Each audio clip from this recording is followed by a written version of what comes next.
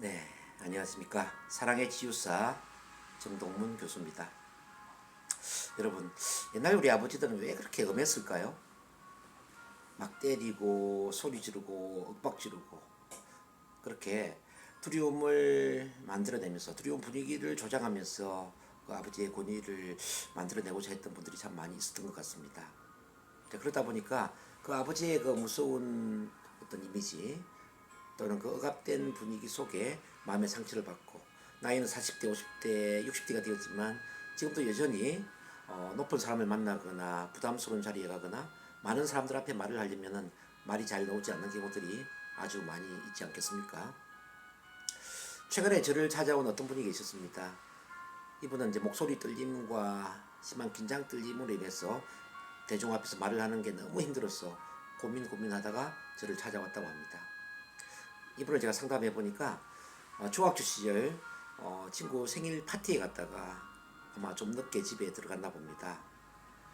그러다 보니까 아버지한테 뺨을 맞고 우리 아버지가 큰 소리를 지르면서 윽박 지르면서 심하게 구질함을 했나 봅니다.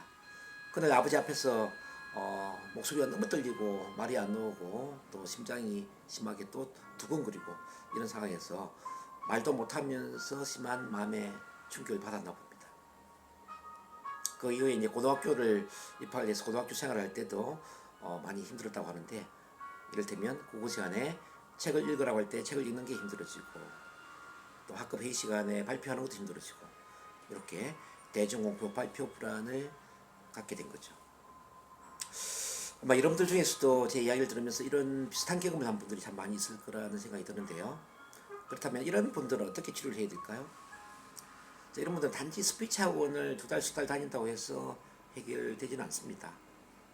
그리고 뭐 병원에 가서 약을 먹는다든지 또는 심리상담센터에서 그냥 상담을 한다든지 이렇게 해결되지는 않죠. 왜냐하면 이것은 의식 차원의 문제가 아니라 잠재의식 차원의 이 두려움이 각인, 이른바 새겨져 있기 때문입니다.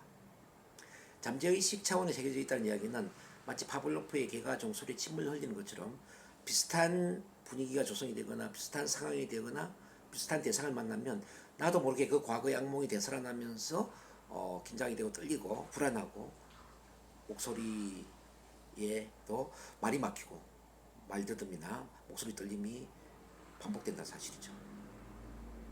어떻게 해야 될까요? 자, 이런 분들은 반드시 잠재의식 차원의 변화를 해야 됩니다. 잠재의식 차원의 변화라는 것은 바로 잠재의식과 연결될 수 있는 트랜스의 힘을 활용하는 겁니다. 트랜스의 힘을 활용하는 치료는 NLP 치료라든지 또는 체면 치료 또는 시간선 치료 또는 명상 치료와 같은 그런 방법들이 있죠. 가장 효과적인 게 바로 NLP 치료나 체면 치료를 받는 거죠. 이분도 그래서 이제 NLP 체면 치료를 받게 되었는데, 이분은 감수성이 아주 예민했기 때문에 체면도 아주 쉽게 잘 들어갔습니다. 체면 상태에서 그 아버지를 만나니까 얼굴이 창백해지고 호흡이 짧아지고 막 몸을 떨면서 아주 그 심한 어떤 두려움에 몸이 반응을 했습니다. 그래서 빠르게 이제 편집 기법을 사용해서 아버지 몸을 2분의 1로 줄이고 또 2분의 1로 줄이고 계속 2분의 1로 줄이면서 마치 병아리처럼 아주 작은 난장이 크기로 이렇게 편집을 했죠. 그리고 옛날 그 당시에 아버지가 무서워서 말을 못했던 그 말을 체면 상태에서 표현하게 만들었습니다. 왜 아버지는 나를 때리고 소리 지르고 무섭게 이렇게 나를 부질함했냐. 좀 조용조용하게 이렇게 나무라지 조용조용하게 이렇게 무섭게 하지 않으면서도 충분히 나무랄 수 있었는데 왜 그랬냐, 이렇게 이제 이야기를 하게 만들었죠. 그리고 아버지 입장이 되어서 이제 아버지의 그 모든 마음을 느끼면서 아버지가 왜 그렇게 무섭게 했는지를 표현하게 만들었습니다. 네, 아버지는 실제적으로 그 딸을 정말 많이 사랑하고 있었습니다. 사랑하는 딸이 혹시 밤늦게 오다가 혹시 무슨 사고라도 날까봐 두 번 다시 그렇게 늦게 다니지 말라라는 의미에서 아주 혼을 냈던 것이죠. 그래서 아버지의 그 사랑하는 마음을 확인하고 다시 원래의 나 자신의 마음으로 돌아와서 아버지를 보니까 이제는 아버지가 무서운 대상이 아니라 정말 아버지가 자상하고 나를 사랑하는 그런 따뜻한 아버지로 느껴졌습니다. 그렇게 해서 이제 이 무서운 장면을 다시 공중 분리를 시켜서 천장 높이, 비행기 높이, 우주로 가게 만들고, 우주에서 내가 좋아하는 꽃도 피우고 좋아하는 노래도 듣고 또 나를 좋아해주는 여러 사람들도 같이 만나고, 더 나아가서 미래로 가서 미래에 지금 훨씬 더 성공해 있는, 훨씬 더 행복해하는, 훨씬 더 자신감 있고 당당하게 사회생활 잘하는 그런 미래의 입장에서 다시 중학교 시절을 되돌아보게 만들었습니다. 이렇게 하니까 그 무섭던 아버지가 참 감사한 분이었습니다. 자, 아버지는 뭘 가르쳤냐면요, 바로 사랑을 어떻게 표현해야 되는가, 사랑의 표현 방식을 가르쳐 준 분이었습니다. 아무리 마음속에 큰 사랑을 갖고 있다 하더라도 이렇게 무섭게 혼을 내면서 두려움을 조장하면서 이렇게 사랑을 표현했으면 그 사랑이 아니라는 거죠. 아버지 입장에 표현하는 사랑은 사랑이 아니다. 자, 사랑은 받는 사람 입장에서 표현을 해야 된다는 거죠.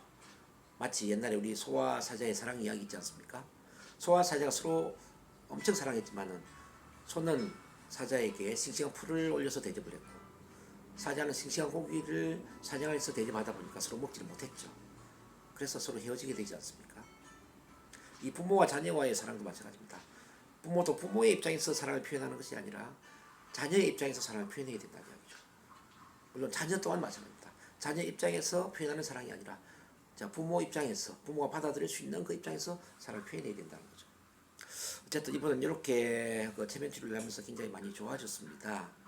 그리고 말도 편안하게 하게 되었고, 지금은 자신감도 생기고 또 당당하게 많은 사람들 앞에서 말을 잘할 수 있는 그런 사람이 되었습니다.